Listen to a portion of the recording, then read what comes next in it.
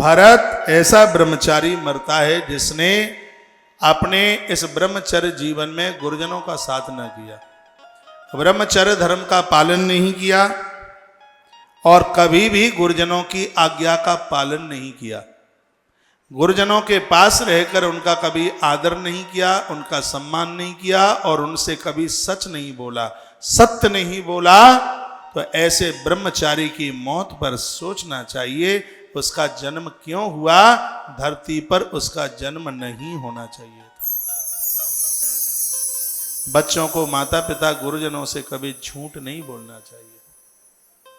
विवाह से पूर्व की वेला तक पूर्ण रूप से ब्रह्म साधना संयम धर्म का निर्वहन करे, इससे बड़ी उसके लिए कोई दूसरी पूंजी नहीं है। लेकिन इस आयु में जो ब्रह्म साधना के साथ नहीं जिए, गुरुजनों की अवहेलना की, माता पिता की आज्ञा का कभी पालन नहीं किया, भरत उस ब्रह्मचारी की मृत्यु पर सोचना चाहिए कि इनका जन्म क्यों हुआ, उनका जन्म धरती पर नहीं होना चाहिए था।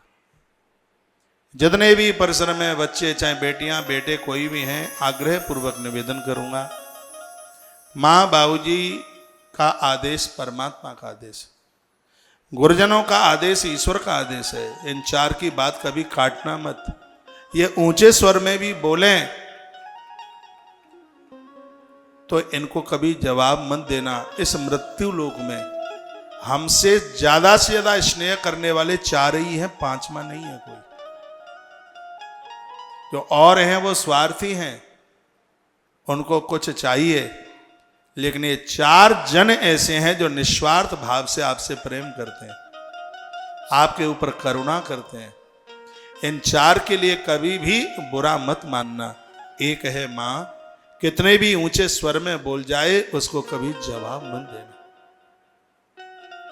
एक है पिता, भले ही कितने भी ठुकाई पिटाई कर दे, पिता को कभी जवाब मत देना।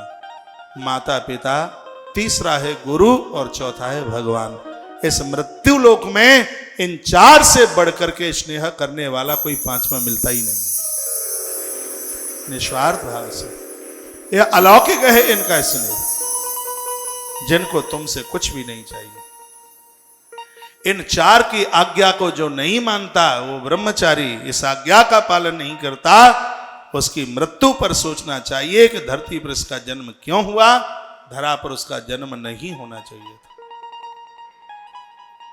गुरुदेव वशिष्ठ ने यह बात कही, सोचिए बट निज व्रत परिहरे।